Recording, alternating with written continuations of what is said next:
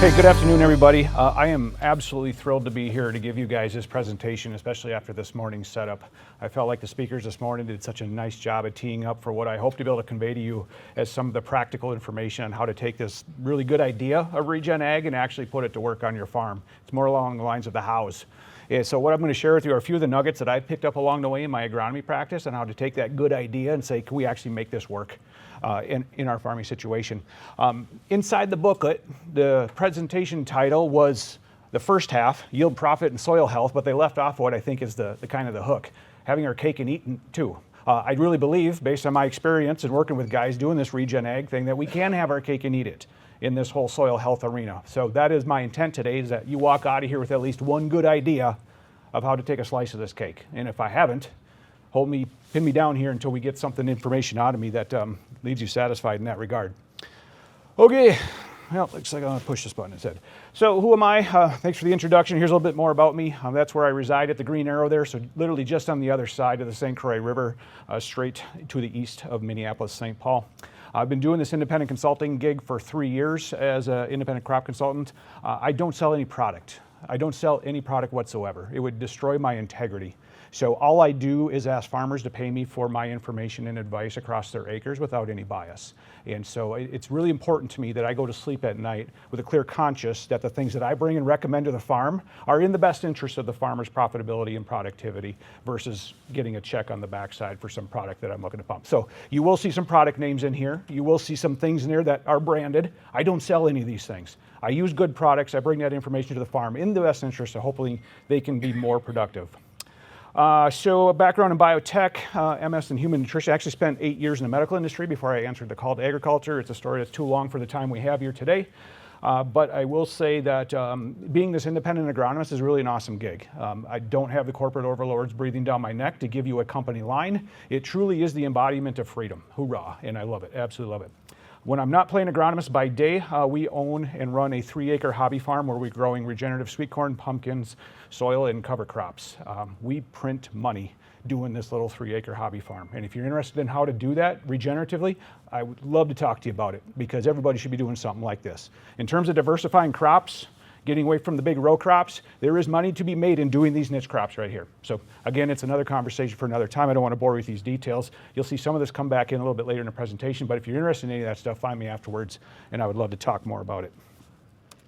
Okay, let's jump into what I think is perhaps the most practical and tangible, useful piece of information you might take out of here if you are growing soybeans. And the concept I'm going to lay out is one that says we can grow early maturity RM soybeans, have our cake and eat it too without compromising yield, as well as putting cover crops in if you're a cover cropper. So I'm walking you through the data that I've collected over the last 6 years to give you some degree of confidence that we can get away with shortening up soybean maturity, yielding where we need to yield, and then giving these cover crops in the ground. Key takeaways. Early planted, early RM soybeans are the highest yielding cohort in a large local multi-year data set. It's a pretty bold statement. I'm going to convince you that it's 100% true based on the data that I have here today. The relationship between soybean relative maturity and yield may not be what most think. We're designed to think in the context of corn, where this principle is absolutely true. We try to push corn relative maturity because we know there are more bushels by doing so. In my part of the world, where we grow 90 to 95-day corn, we've done the 6-year analysis on this too, we got over 10,000 data points, there is 3 bushels of gain for every day of corn relative maturity.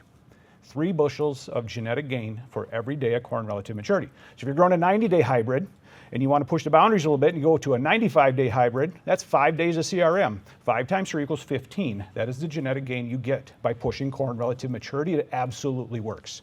You cannot apply that same logic to soybeans. It doesn't work the same way. I will show you that there is indeed a relationship there, but it is not nearly as strong as it is for corn. Lastly, early beans equals earlier harvest equals earlier cover crop establishment equals more harvested sunlight. That speaks to the principles that John and Ray shared with us this morning. So those are the takeaways. Now let's walk through the data on how we're going to get there. If we get to 450 and I'm still blabbering, will somebody wave, please? I want to leave some time for open discussion because I think there might be a few questions. All right, we're going to start with soybean early planting date and the relationship there. So Sean Connolly, University of Wisconsin, is a top-notch soybean researcher. And if you just came from Adam Lash's session, you know, he kind of bagged on the college research guys a little bit. There are some good ones out there, and I think Sean Connolly is one of the best ones. So a lot of this data comes from what he's done out of University of Wisconsin, as well as what I've done locally in grabbing data. We know that there is a relationship that exists that shows that if you put your soybeans in the ground early, they pay you back in free bushels. This is irrefutable, and few things in agriculture are irrefutable. I say that with conviction. The earlier you plant your soybeans, within reason, they will pay you back with more bushels. This graph on the screen doesn't lie. What it shows you is soybean yield on the y-axis, as well as the different planting weeks during the months of April and May on the x-axis. So A4 is the 4th week in April, M1 is the 1st week in May, and so on across that graph. What's the punchline? Right here.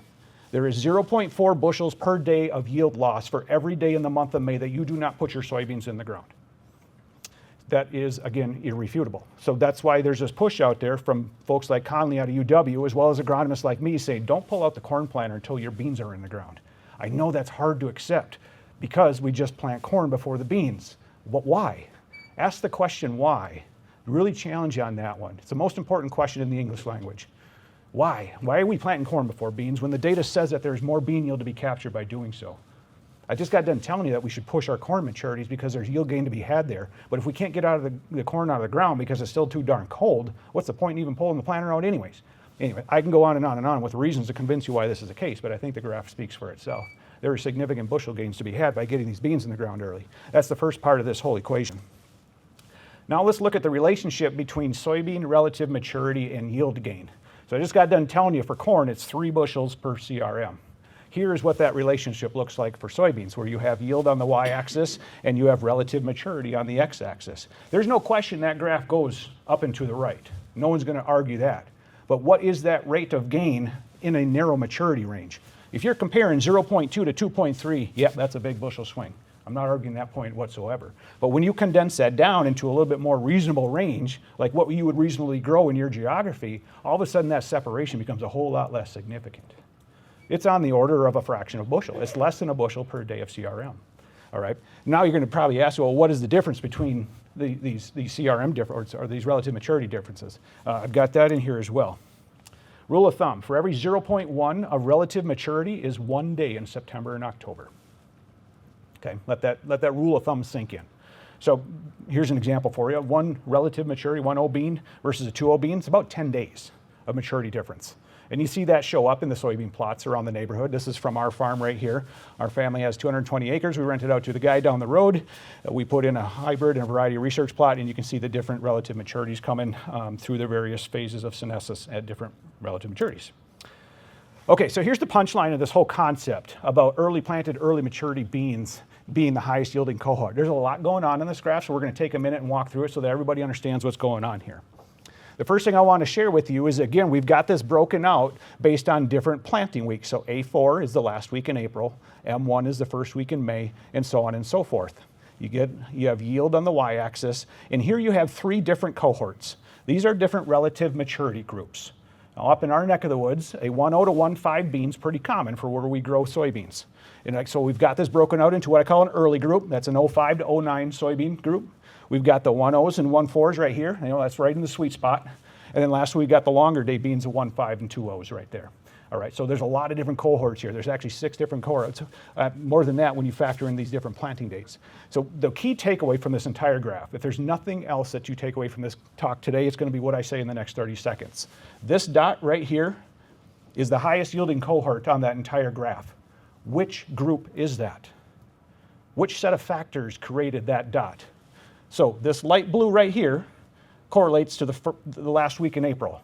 We'd already got done talking about early beans yield more, right? Check. We nailed that one. Okay, what's this blue line? Again, A4 right there. Where does it land on these different maturity groups? Oh, wait. That's this early group right here. Again, the highest yielding dot on this entire graph is these early maturing beans planted early. It doesn't make sense, right? That's what we're supposed to feel anyways. But this data doesn't lie, because look at these numbers. This is 6,307 weighed soybean yield measurements over 6 years and 369 locations. I still maintain good relationships with the pioneer agronomists that I used to work with. They capture this data in their PKP sets. For anybody that grows Pioneer, you're probably familiar with the language. That's their on-farm research for variety trials, right? So I ask the agronomist every year, give me all of your PKP data. Give me every single piece of data in that data set. Let me go through there and see if I can't find some pearls of wisdom. And lo and behold, when you put this on a graph like this is what pops off of this thing. 6,300 different weight measurements that tell us that the 04 to 09 cohort is the highest yielding among all these cohorts. So this represents northern Minnesota and northern Wisconsin. Obviously, it's a unique geography. I don't know if it represents where your farm. I'd like to believe it does, because that's a heck of a home run if this is actually true. Wouldn't you agree? You're not compromising yield by planting early maturity soybeans, and you get 10 days of harvest on the back end. Who wouldn't want that? Go fishing, plant your cover crops, dip into corn. I don't care. That's 10 days that you can't get anywhere else. So this is really incredible. I don't have this year's data in there yet. That'll make it 7 years and probably at least another 1,000 data points. I mean, at what point do you go that this is now so big that you just can't deny what's going on here? So I think it's pretty cool. Again, I have no stake in this. I got no dog in this fight other than trying to find good farm practices that make sense, that don't cost a lot of money. Yeah. So of interest, a little bit personal anecdote. Pioneer has a bean in its lineup. It's an 04 variety. 04. You blink and that thing's ready to harvest, right? Who plants an 04 bean in here? Anybody? You're halfway to Santa's workshop. Oh yeah, of course. So think about that for a second. It doesn't have to be an 04 bean that you're looking for, but think about your maturity. Where do you normally pick from your maturity group? And think about, is there something in the catalog that seems to have a bit of unicorn status to it? Does it have some unique set of agronomics that fits your farm? You know, maybe it's got some great white mold to it. Maybe it's got great out of the ground emergence. Whatever it is, see if there's a unicorn in an earlier maturity set and put it into a field of what you otherwise would plant and have a look for it. You know, look at the numbers on this graph. These are actual bushels. 04 to 09, I'm sorry, 05, 09 beans, just about touching 70 bushels. Any farmer in here be disappointed with 68 bushel beans? I know there's a few. Good job. But the vast majority of us would be pretty darn tickled with 68 bushel beans. Growing in early maturity soybean, that leaves you with so much time. So that, again, is probably the most important takeaway that I want to share with you. You can grow early relative maturity soybeans without compromising yield and have time when switching over later on this fall to do things that are important. If you're a soil health person, that means getting your cover crop established. Now, most people are going to put in rye, right? Because that's our go-to. No arguments there. Great cover crop. However, we are now getting to the point where we're just about close enough that we can start thinking about other species. And I'm north of the 45th parallel, right? We're more than halfway to Santa's workshop. It's cold up there. We are just about to the point that far north where we can start thinking about something other than cereal rye being planted after the soybean harvest. How cool is that? We can now start to experiment with turnips. Maybe we can establish a legume like hairy vetch or clover or something else. You know, we pretty much, we got whatever it is out there, we can give it a try. And if we can't get it to overwinter or establish, at least you get something out of the ground, because a September 20th establishment date with the falls that we've been having lately, man, if it doesn't rain or snow until almost November now, that's almost a darn good month-long window to get something established. You can get work out of a cover crop in a month, no doubt about it.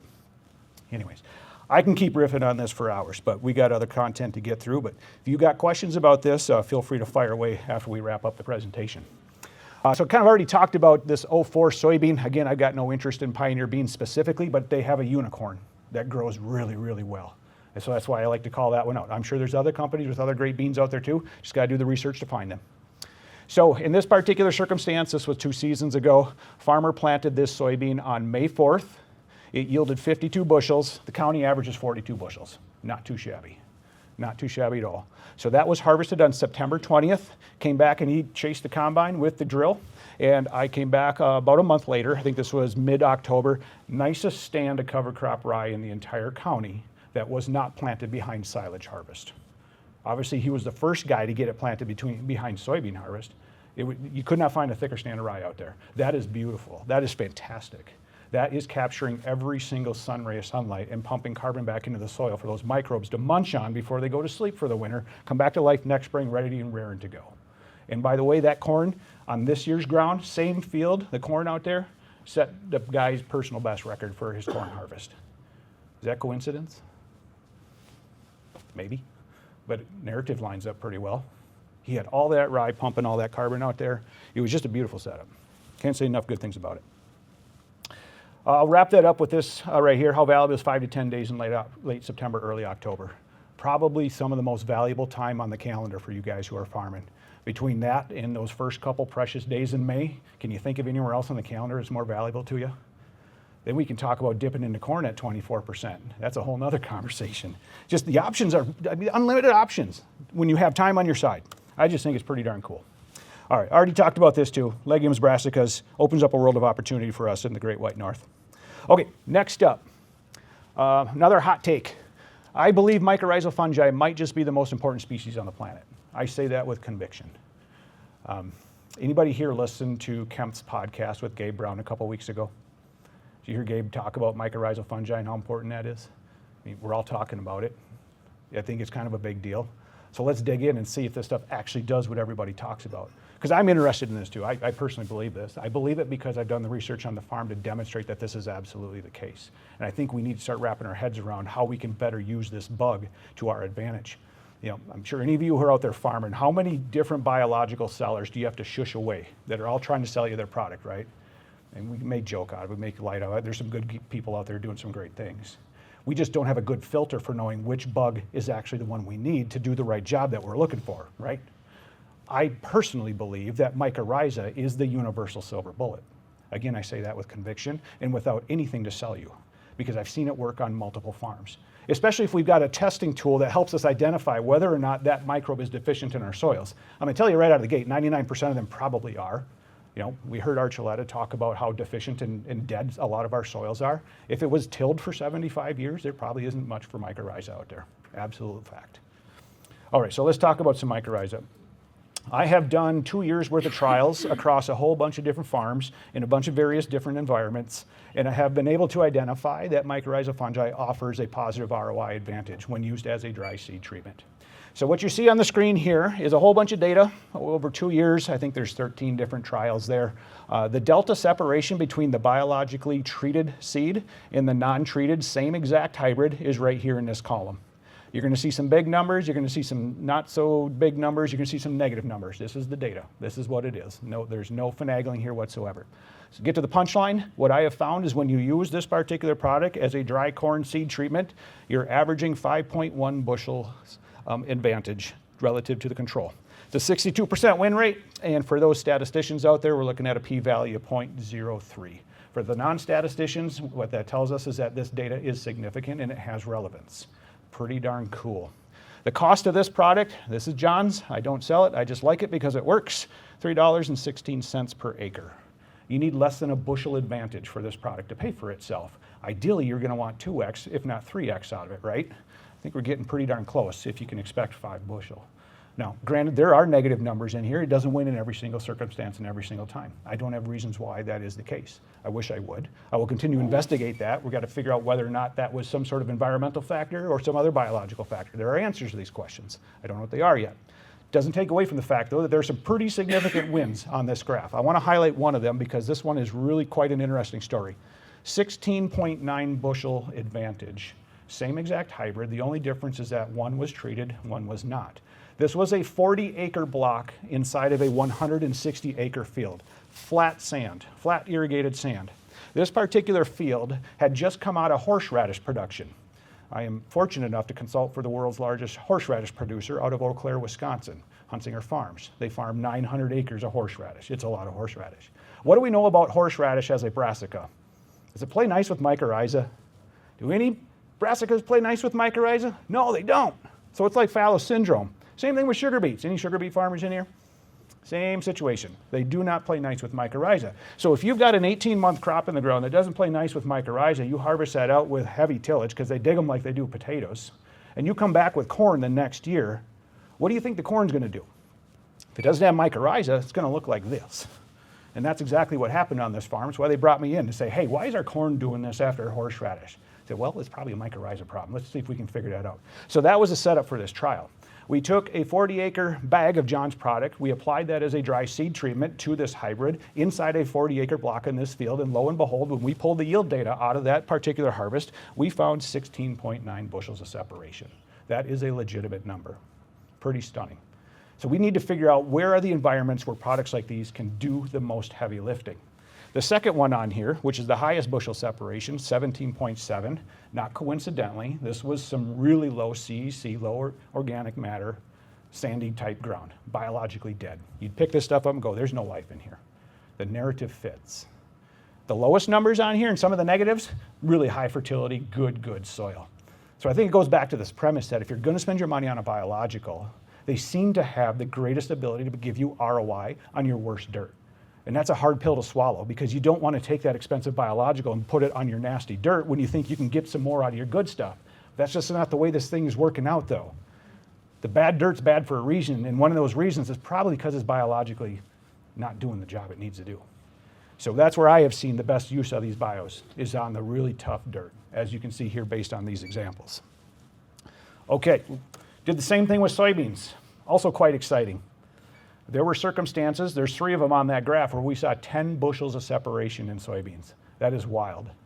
These were all weighed. These are all 500-foot long strips, 8 rows wide minimum. So 4.2 bushel advantage in soybeans, 75% win rate, p-value of 0.08. Doesn't quite reach statistical significance. There's a little bit more wavering, not quite enough data points there, but we're close. We're close to seeing statistical significance. I personally am more excited about the use of mycorrhizal fungi on a soybean than I am on corn. And the reason why is that if you dig one of each and turn them upside down, which has the better root system? Corn, yeah. So look at the soybean root system. I got a picture later on, we'll show it if I can get there in time. You'll see exactly why mycorrhizal might be better fit for soybeans than corn. But here again, look at the numbers. It costs $6.32 an acre to apply this product as a dry seed treatment to your soybeans. And if you can pull 4.2 bushel back out, you're certainly money ahead.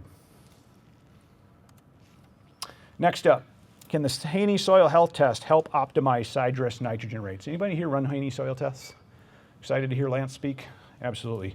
So I've been doing Haney tests for the last 2.5 seasons or so. I've got about 120 of these things under my belt, and I just feel like I'm starting to scratch the surface on learning what this test can do for us. So one of the ways in which I'm trying to determine how this test can help us do a better job, either saving money or saving a fertilizer, is through Wisconsin's nitrogen optimization pilot program. So the Wisconsin Department of Agriculture has got this awesome program where they will throw money at people like me if I can figure out a better way to research nitrogen. Like, yeah, throw it at me. We'll come up with something to do here. And so if you come up with a reasonable trial design and a good hypothesis, submit the grant, they give you the money to go and do this thing. So you pay the farmers for their time and energy, pay me to come out there and do this stuff, it pays for all the soil testing and all the other testing, stuff like that. So what I designed was a trial where we're gonna go out there and we're gonna vary the rate across nitrogen strips from 0 all the way up to 250-pound increments. And we're going to pull Haney tests on these things right before side dress nitrogen application to figure out whether or not we can back correlate that test's ability to tell us where we should have been with our nitrogen rate in that corn crop, if you're following me. So in order to do this, in order for the University of Wisconsin and DATCAP to say, yep, here's some money, they require you to have a true 0 rate in there. And when I say 0, I'm talking 0. And so free sanisophilia for anybody that can identify the 0 rate in this particular plot. It's real. Still yields, but it sure does look like a sore thumb.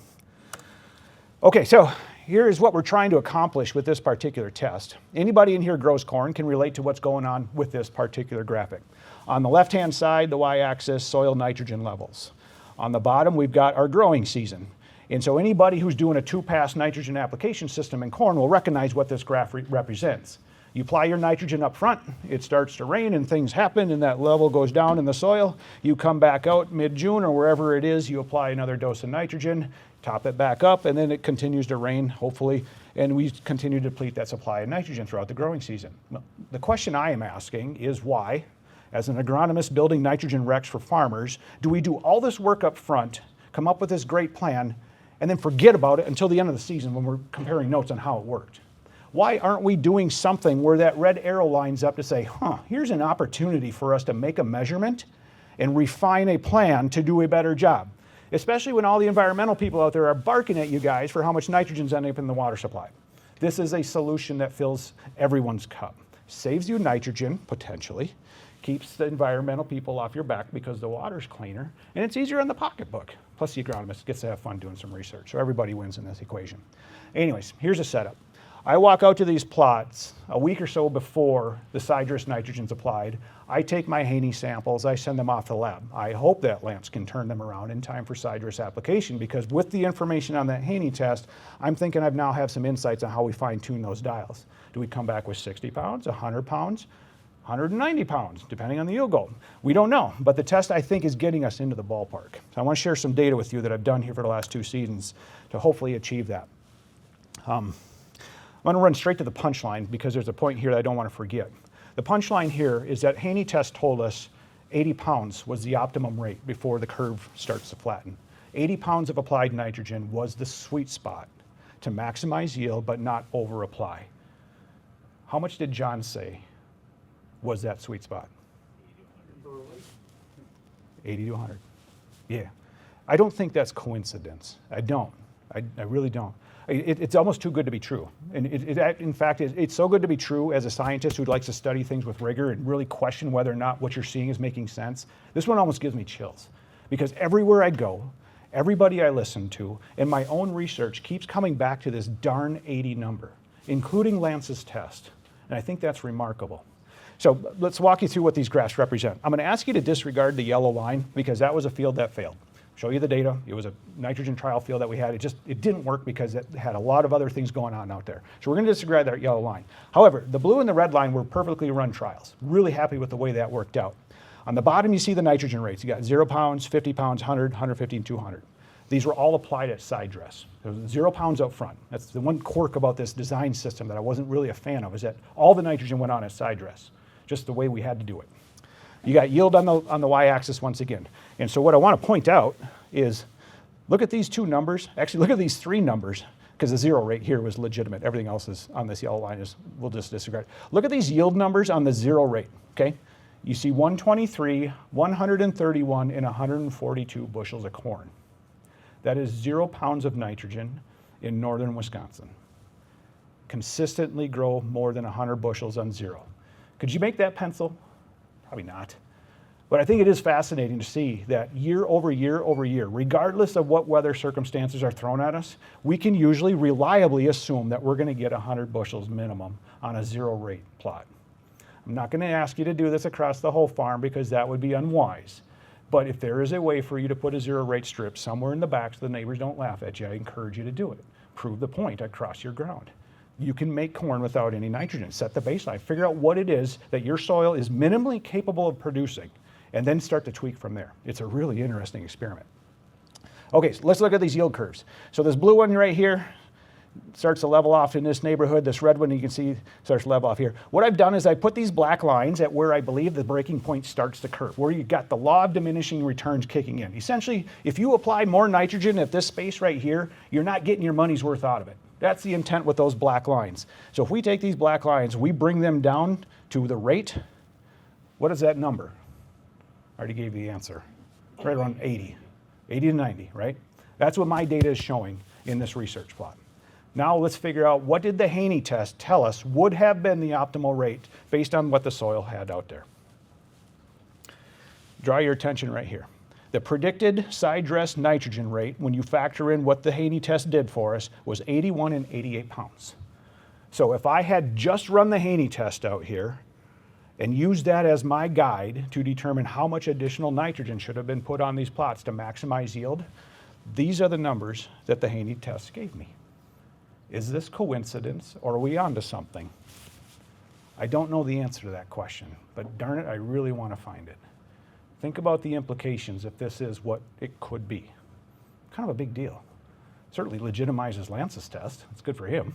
But even better yet, it helps us possibly to do a much better job of dialing in these nitrogen application rates. The challenge is, no one wants to swallow the pill that 80 pounds of applied nitrogen is the right number. Right? Right? That's a tough pill to swallow. Let me put that in the appropriate context. We're growing 180, 200 bushel corn in our neighborhood. We'll even take a 160 in a down year. If I walk onto a farm with a lab test, say, Mr. Farmer, I'm only going to tell you to put 80 pounds out this year. Am I going to be hired as a consultant? You can shake your head no. I won't take offense, because I feel the same darn way. I'm just not there yet. I want to be there because this is exactly why we're sitting in this room. This is the whole premise of this soil health thing, right? Is to figure out how we can squeeze by on the lowest amount without leaving extra out there, but maximizing productivity. If we can get this dialed in, this is a winner nugget. And I don't want to stand here all excited that I might have jumped onto that. I'm not that lucky of a person.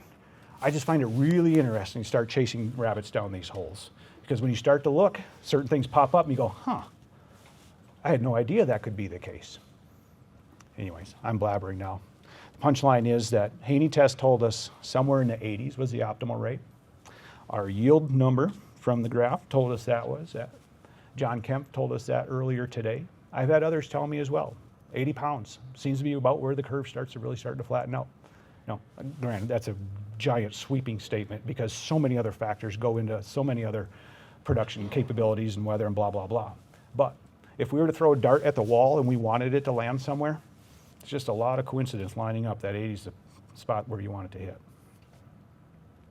On the bottom of the screen right here, I quickly put together the numbers if I was to do the nitrogen calculation the old-fashioned way. So if we're following university recs that say 1.2 pounds of nitrogen per bushel of expected yield at 180 bushel goal, 186 pounds applied is where we would, based on these university recs, where we should be, right? That sound about right?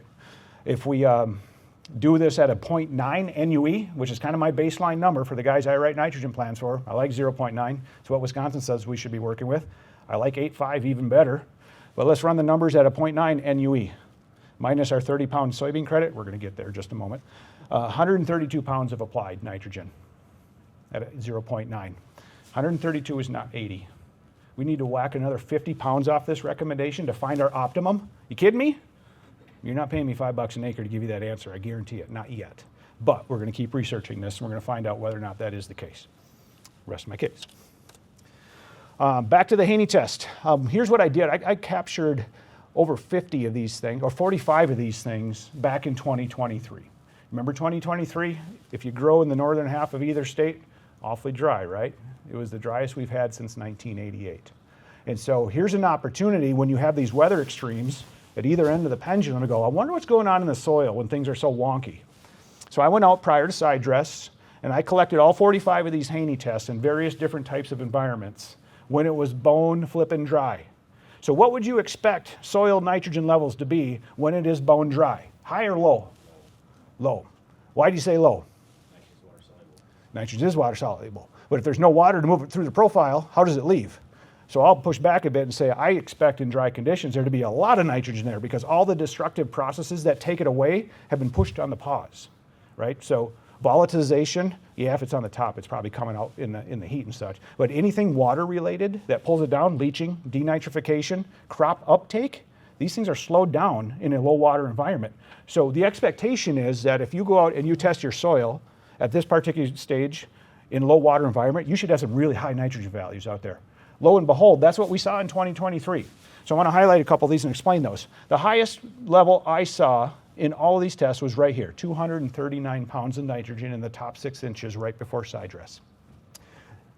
Ask you once again, if I showed up at your farm before you pulled the side dress rig out of the barn and I handed you a piece of paper that said you had 239 pounds of nitrogen in the top 6 inches, what are you doing with that sidebar rig? You don't have to answer that. These are hypotheticals.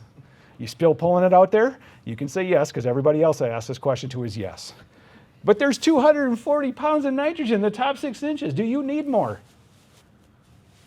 Again, if you were in Adam's presentation, he made the point, we got to start questioning these things. Just because it's the way we've done it, does that mean this is the way we got to do it? You got a question? Just the moisture content in the soil, doesn't that somewhat skew the Haney test? Darn good question. That's probably one we should throw at Lance later on.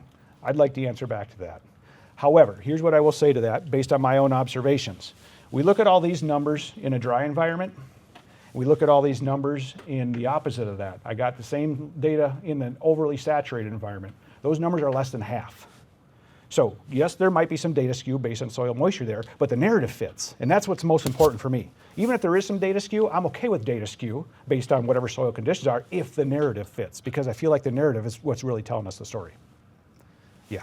Can you lean in a little bit farther? Sure. So it's louder from the back? Yeah, how's that, a little bit better? All right. Let me give you some context on this one here. 239 pounds of nitrogen top 6 inches. Heavily manured soil. We're talking like 6 or 7 tons of turkey litter. The narrative fits. Yeah, that's an overdose of turkey litter. I didn't recommend it. Just a guy out there soil sampling. Would you pull the sidebar out? He did. Why? Because you put nitrogen on corn at side dress. Test be darned. 200.6 on another farm. Same situation. Dairy manure, lots of it. Should we pull the side dress bar out? Yep. Corn needs nitrogen. No, it doesn't. On and on and on. More and more stories like this. Let's go to the opposite side of the pendulum. The lowest measurement I made last year was 50.7 pounds of nitrogen. Still respectable number, but does it fit the narrative? This was irrigated sand. Does it fit the narrative? You're pushing water over sand that can't hold nitrogen in the first place. Would you expect that to be the lowest number of all of them? Absolutely. So, good job, Lance. I like your lab. It's doing the work I asked it to. What does this mean for us? Well, that's a whole other presentation. But at least we know we can rely somewhat on the lab results that we're getting because they're telling us what the narrative should be. Go ahead. Any of those guys leave a check strip on those side dress passes? No. No check strip. Because corn needs nitrogen. And in these markets, we can't leave bushels on the table.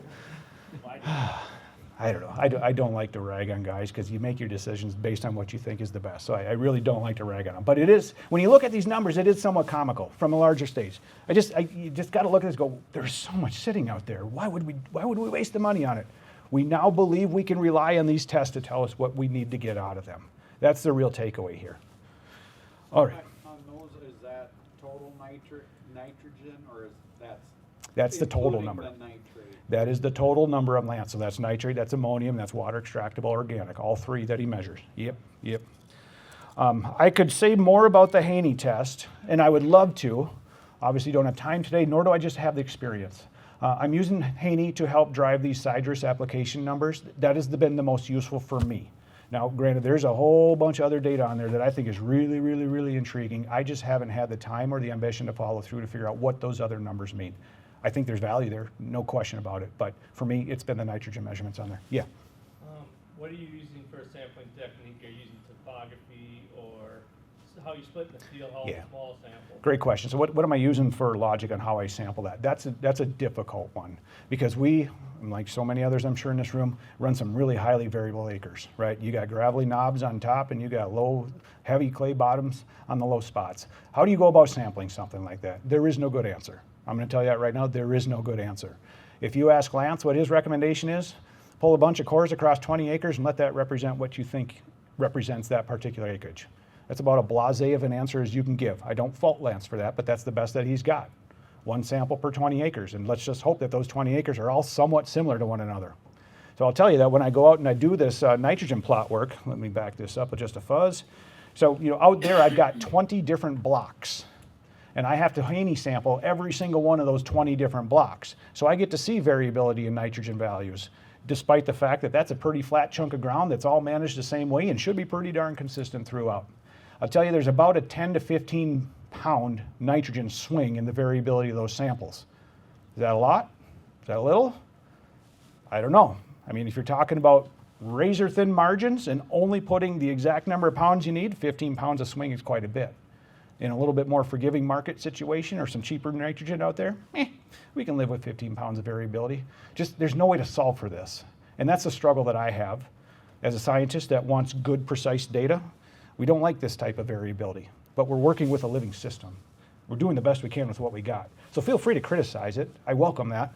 Feel free to criticize the fact that we can never truly get a true representation because there is so much hypervariability across these acres. But the way I'm going to push back at that is says, all right, your criticism is fair, show me a better way. If you can't show me a better way, then I think the criticism needs to come to an end. If you have a better way, I'm willing and here to learn. But no one's come forward with a better way yet. Maybe we can use technology.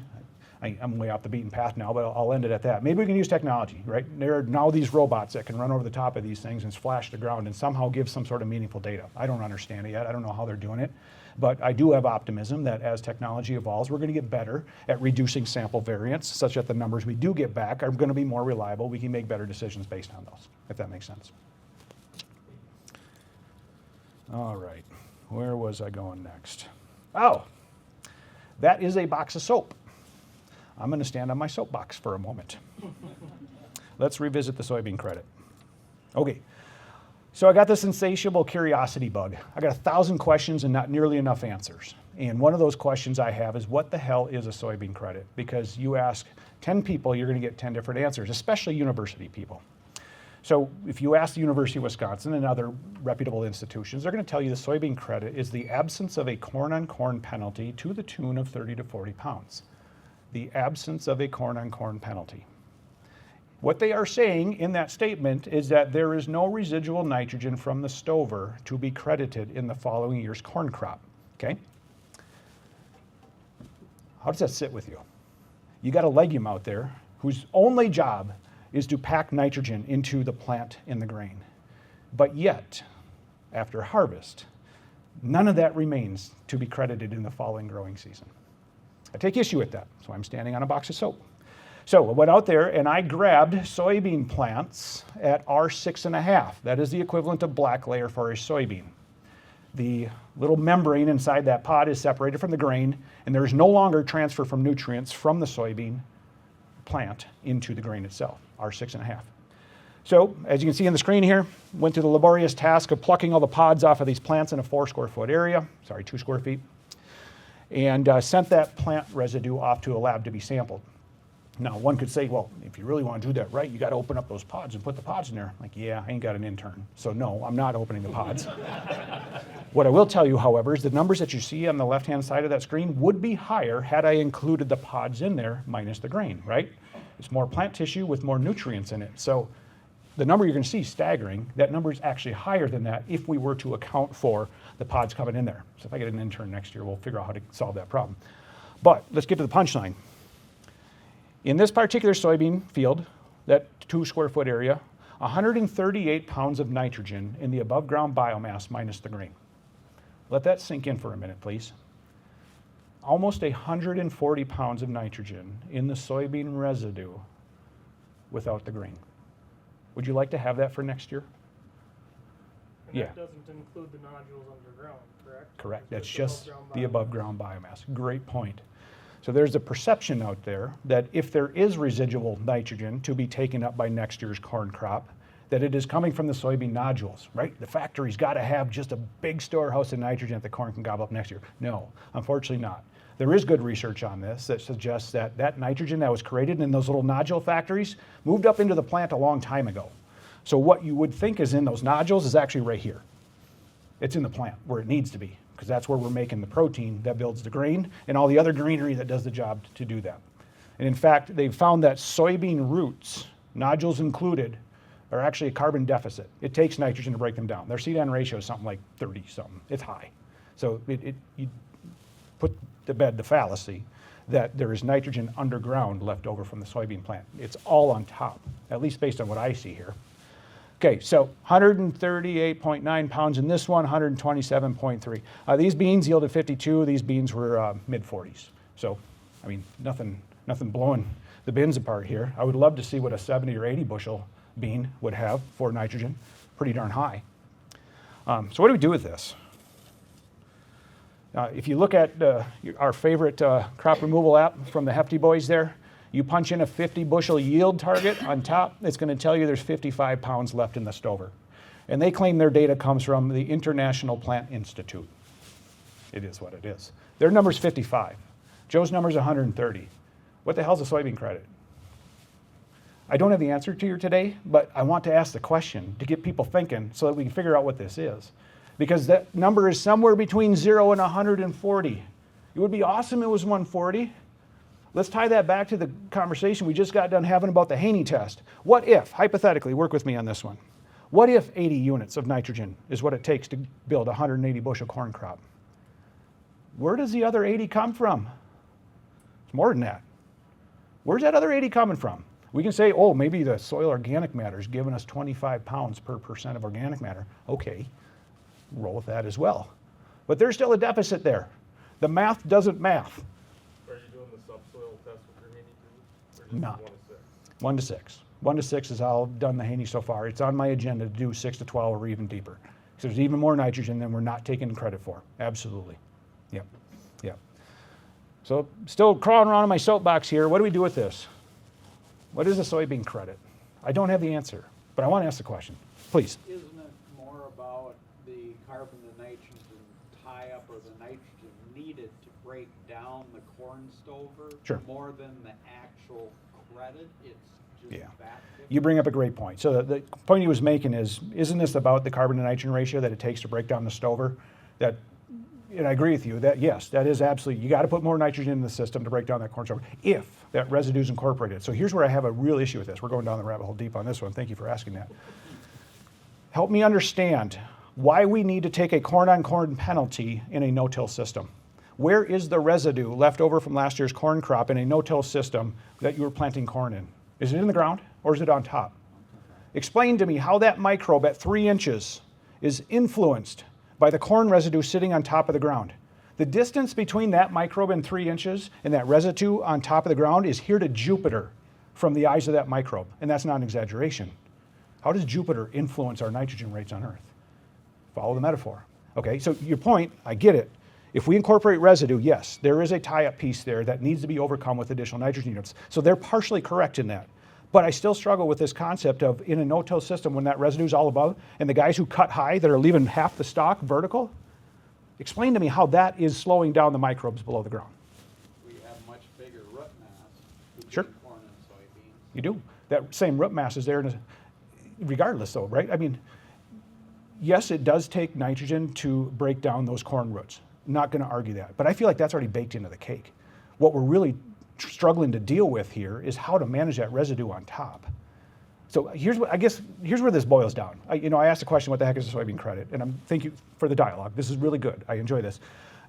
What it boils down to is I believe that that is correct. We do have to take a carbon penalty for corn residue, even the stuff that's sitting on top from no-till, because like you said, there's a root system there as well. There's also some interface where the corn residue sitting on top is going to gobble up some nitrogen from those microbes. No argument there. But the fact that we are ignoring taking any credit from what is left over from the soybean residue is where I really struggle. And I cannot find a university professional willing to acknowledge that this is the case. In fact, listened to a podcast recently where some really sharp dudes from the University of Iowa were on there. And he said explicitly in a very recent episode, there is no credit to be taken from soybean residue left over. Really struggle with that. Love to invite him up here to have a debate on this. But I just want to plant the seeds in your mind to ask these questions, why? And if you find someone who's got these answers, by all means, let's figure out a way to get them to talk to us. Leave you with this graphic right here. Okay, so this is a cornfield at about, I would say, the V5, V6 stage, 2024 growing season. Last year that had soybeans on there. What do you see on that particular picture? Right where the combine goes. Yeah, okay. So these narrow bands of green is the soybean residue from last year, okay? Why is that corn greener? Carbon. Carbon doesn't make corn green though. Nitrogen does, okay? I don't have the answers, I don't. I just have a lot of questions as well as some interesting pictures to spark even more questions. I don't know what's going on here. I would like to believe that there is a concentrated band of nitrogen left over from the soybean stover that is being mineralized, that is being captured by that corn plant, which is making it a little bit more robust. That fits the narrative. But the university people are going to tell you, that is not the case. I struggle with that. I really, really struggle with that. Now, here are the conditions that set this up. I don't think you see this in a normal year, which makes this even more complicated. We had the wettest growing season on record halfway through the season, like so many of you did. Record amounts of rain between 1st of May, middle of June. We had leached a lot of nitrogen out of the soil profile in this field. Lighter texture soil, he ain't gonna hang on to much anyways. So again, the narrative fits. If you have a longer lasting, slower released form of nitrogen in an extremely wet environment where you've probably leached out what you put on pre-plant, it makes sense that those strips are starting to feed that corn plant in a way that would not have otherwise made a difference had we not leached that nitrogen out of the soil. I don't know what to do with all this. I'd love to flop this in front of that Iowa researcher and say, explain, please. I think they'd do a whole bunch of mental gymnastics to say, well, we should probably study that. I don't know. Maybe it's the potassium. There's 140 pounds of nitrogen left over in the stover. Where did it go? You don't leach that much, at least not if you're up in northern Wisconsin, because in a normal year, whatever the heck that means anymore, a month after harvest, we're going to freeze. And once you freeze, you don't move nitrogen. You can't. Locked. Just like the dry soil conditions, right? It can't move. And so then we thaw out late March, mid-April. Yep, we're going to get some water. It's going to move through the profile. We'll probably leach some out then. But leaching 140 pounds, really? Do we actually think we leach 140 pounds in a good 2.5%, 3% organic matter soil? I don't believe that. I just don't. Anyways, Was that wet early um, in this picture? depends on what you mean by early. I mean, it was fit when planted. Springtime, was it wet? I mean, Yeah, so what growing conditions? we had an open winter, right? So we had an open winter up in northern Wisconsin, just like everybody else did. We had no frost last year, wild, unprecedented. And we did have some rain. It wasn't egregious rain throughout our early spring, so there probably was some leaching, but there's also no mineralization, right? If we're cold, and we hovered probably around the 30 degrees mark for most of the winter with a couple spikes up into 50, you didn't mineralize nitrogen. You did not have microbes eating soybean residue and turning it into a leachable form over the winter, save for a couple of days where maybe the microbes went to work one day, got a little bit of work done, but then they went back into the freezer. Okay, so by the time this cornfield was planted, call it late April, early May, I do not believe we had leached a significant amount of nitrogen, if that answers your question. However, the water faucet turned on and never stopped after that corn had just started to come out of the ground, in which case, yes, we did lose a fair amount of nitrogen. Yeah. Okay, next little hot tidbit. We talk about these cover crops doing a great job of sequestering nutrients, as well as a whole host of other things. Like we need more reasons to be growing cover crops. Apparently we do though, because not everyone's doing it yet. One of those reasons I feel that we can place more value on doing things like cover crop rye is figuring out how much nutrient does it actually sequester, and how do we get that back into the system. So my general advice for the guys that I consult for is that if you're going to grow cover crop rye, following soybeans in front of next year's corn, get out there and terminate it at beer can height. Right? And I like 16 ounces because it's for more than 12 ounces. So we're going to work with a 16-ounce can. That is the optimal height of termination to not mess yourself up if you're planting cover crop rye, in my personal opinion. Now, let's take out the extremes of the dry years and blah, blah, blah. In a normal year and under normal conditions, that 16-ounce beer can height is a pretty darn sweet spot to be. So again, insatiable curiosity drove me out to the field and I took a cover crop biomass test of 16-ounce beer can height rye to see how much nutrient had that crop sequestered. And is there something of value there? Lo and behold, as you can see in the red circle, there was almost 30 pounds of nitrogen captured in that cover crop rye. So the bold statement I'm going to make here today is, do we need to start considering taking a nitrogen credit for the cover crop rye we have on our fields? Anybody doing that? Didn't think so. I'm not up here to just sound really bold for attention. I legitimately ask these questions because there is so much unaccounted for nitrogen in our system already that gives us this perception that we can grow more corn with less, that we got to figure out where is this stuff coming from. Here's an interesting opportunity. Now granted, 30 pounds isn't much, especially when it's on the top of the soil surface. Because if you're to ask me now, how do you go about crediting that? I don't say you get the full 30 pounds. I wish I could, but we don't. If you choose to incorporate it, different story. But people who are doing this are probably just terminating and then planting straight into it. Or you're just planting green and coming back and terminating later. So all that above ground biomass doesn't give you that full 30 pounds, unfortunately. The best research I can find on this says we got to take that number and slash it in half.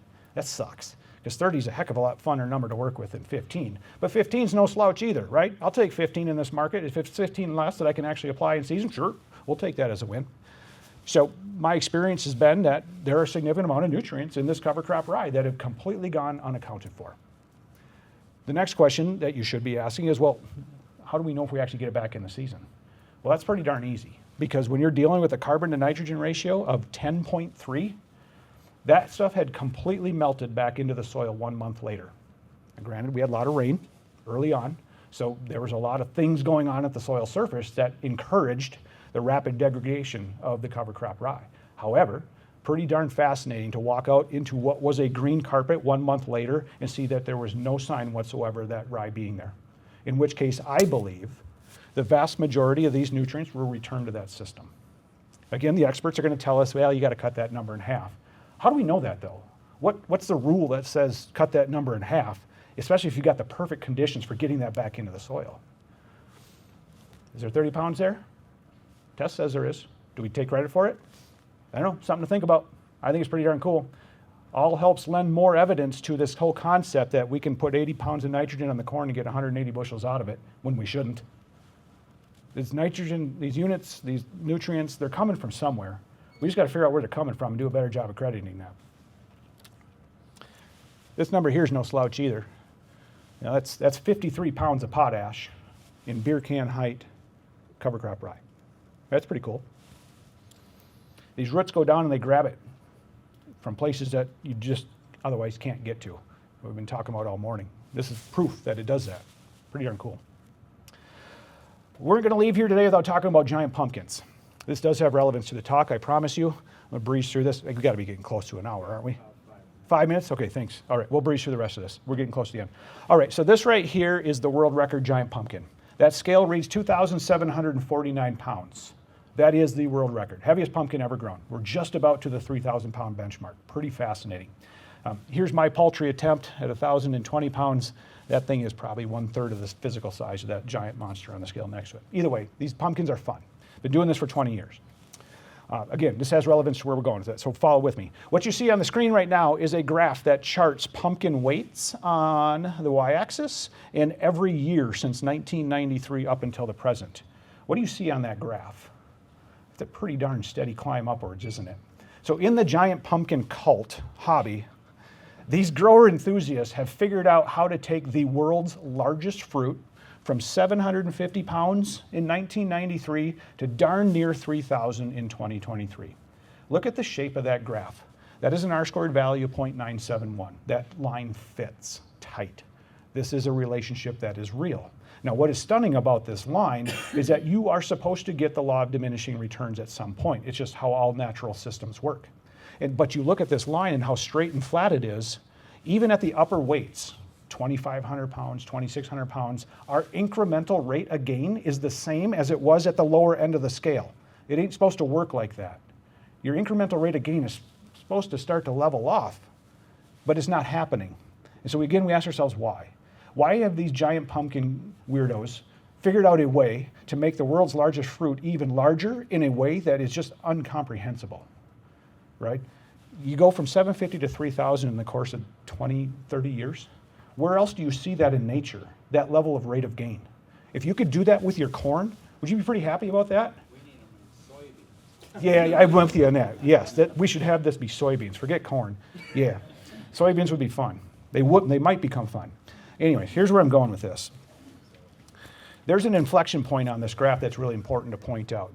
Around the 2005 time period is when giant pumpkin growers learned about mycorrhizal fungi. And so if there's one practice that I feel defines why these guys have been able to do this, it's the fact that they introduced mycorrhizal fungi into their patches. So here's a little pumpkin 101 for you. These things take up a monster size of space, 1,000 square feet for one pumpkin. One plant, one pumpkin per, 1,000 square feet, okay? Giant pumpkin leaf is about 1 square foot in size. So if you got 1,000 1 square foots, that's 1,000 leaves, right? Simple math, really simple math. You got 1,000 leaves in every pumpkin garden. Everywhere a leaf comes up, it puts down an adventitious root system. Every node puts down an adventitious root. So these pumpkin grower enthusiasts, they will go out there and they will spoon feed mycorrhizal fungi at every single leaf node. I'm telling you, this is a cult. This is what we do to make these things grow. You have to. When they say spoon feeding, we are literally spoon feeding mycorrhizal fungi at every single node. Then you cover it with dirt, compost, you spray it with some water and some fertilizer and all the other goodies you're trying to throw at these things. Anyways, the point being is that I truly believe that the spoon feeding of mycorrhiza was the game changer in 2005 that has allowed us to get to here. Because this isn't a genetic gain. We can't evolve genetics with 1,000 guys playing in their backyard. It just doesn't work like that. We can, however, make practice changes that allow us to achieve this. It's still mind-blowing, but apparently this is what has happened. Anyways, the point I'm trying to make here is that the application of mycorrhizal fungi in this giant pumpkin world, I think is legitimately real. I've seen it in my own patch. We all use this stuff. There's not a giant pumpkin grower out there who doesn't use this stuff because we're so drunk on this Kool-Aid.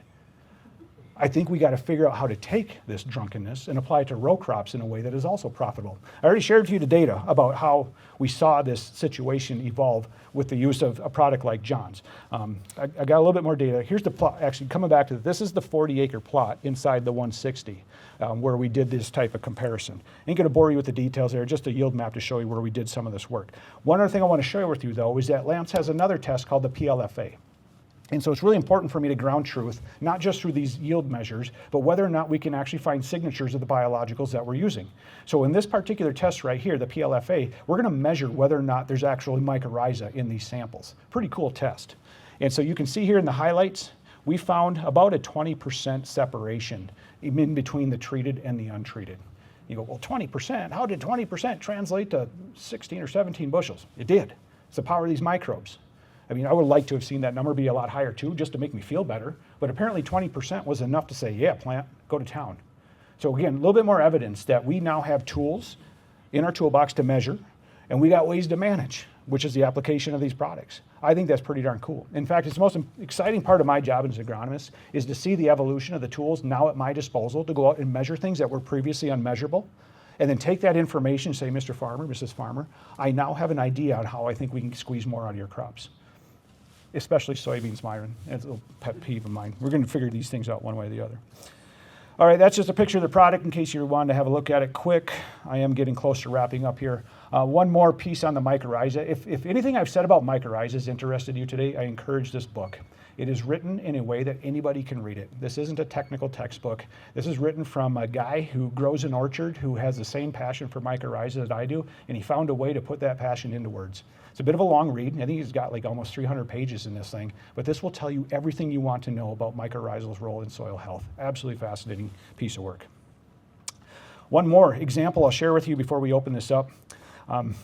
Have a look at this graph right here. This is a cornfield, same horseradish farm, different chunk of ground. Right here is the same corn that is growing right here. It's just purple. Here's the picture of the plants. So this right here, this little corn plant, is taken from the center of that purple area. That looks like bare dirt, doesn't it? But no, there's a corn stand out there, a very purple one. So why does corn turn purple? There's about 4 different reasons. Sure, there are 4 You different can have reasons. phosphorus deficiency, you Why? can have natural genetics. Why? Why? I'm sorry, I'm just going to keep blasting with why. You don't have to answer that. You get my point. You're exactly spot on though. A broken leaf, and then sugars get trapped in the leaf, don't make Sure. it back, and it kind of caramelizes. The first thing you said though, phosphorus deficiency. That's where I'm going to stop you with the why. I'm going to ask why. Why is there a phosphorus deficiency in early corn? Because there was no host for mycorrhizal. Bingo. The year before. Exactly. So let me take this example right here and put a sledge nail on top of it. All right, so here's the setup. In this particular situation, this grower could not plant this part of the field. This is a muck. This is like a peat muck type soil. They could plant here soybeans, but they could not fill in this spot right here.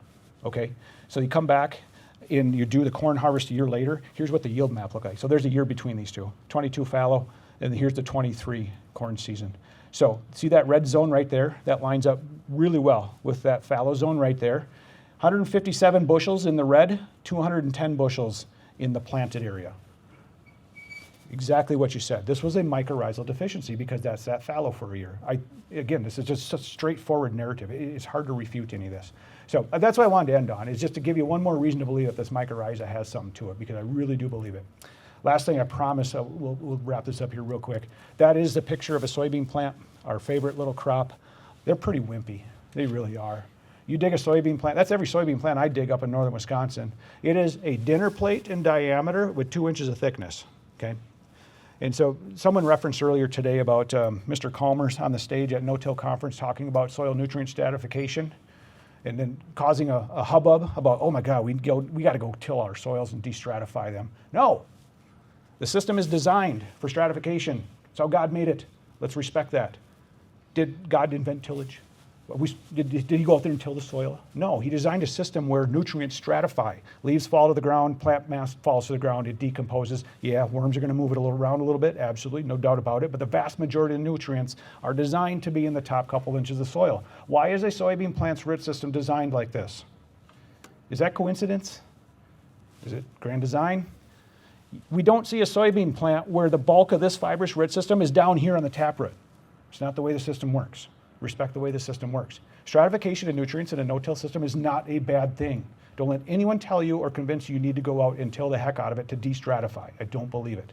Same thing applies to a corn plant. Yeah, it'll go deeper, but the vast majority of the root mass in a corn plant is also capturing those top couple inches. Don't worry about stratification of nutrients in a no-till system. It's not harming you. Getting biology back together, that's where we should be focused. Anyways, one last thing, what's next? This is microbiome testing. We can now test for the various species of bugs in soils, identify which ones might be deficient, and then now we can start to put some logic behind which biologicals might be a good fit for your dirt. You don't know which ones you're missing until you test them. Well, we can test those now. That's where I see this evolving. Super exciting as an agronomist that loves to play in this space. I now have tools in my toolbox where I can go out and test a soil and come back to you and say, here's what it's missing. It's not NP or K. It's a specific species of fungi or bacteria that we think we can now plug and play, okay? Pretty darn cool. Anyways, I'm gonna wrap it up there. Thank you so much for your attention. If there's any questions, I'll stick around. Happy to take any before I kick everybody out. Yeah, go ahead. So it was dry this fall, and strip tilling into soybean ground for corn, where there are planter tracks or sprayer tracks, you couldn't penetrate them. So we went back, stripped right over the top of our soybean rows, because there was no compaction there. Is there gonna be a penalty for that in my corn? Is there gonna be a penalty for stripping down your soybean row? No, I think it's a wonderful thing. I think it's a wonderful thing. Is the soybean plant depleted some of that area for this fungi to be living, or where it's not Yeah. gonna be for next year, or? So what? has the soybean plant depleted the area? How good is your residue spreader in the back of your combine? We're back there. The straightforward answer I'm going to give you is no, I don't think so. And I've got pictures that prove otherwise. I have seen circumstances before where, whether it's corn or soybeans, lining up on last year's corn or soybean row, those crops look healthier right on top of the row. I've seen pictures of it. Those plants look more vibrant, more robust. And here's why we think that is taking place. When those plants die, they leave behind an incredible ecosystem of bugs that formed the previous season that would not be there if you shifted over 15 inches. You have microzones where the biology is proliferated because it had the plant exudates there. You know, coming back to that poultry soybean rich system, right? This is what we get, that's your zone. And so conceivably inside that zone, yes, that plant did gobble up nutrients. However, there's also a very active, robust biological community in that particular zone that serves to benefit your crop if you stick it right back in there. And I'm not so sure that the extraction of nutrients from that zone overrides the benefit of the biology there. You're money ahead, I believe, by planting back into that zone. My personal opinion. Other questions? Yes, sir. Well, killing corn, when you put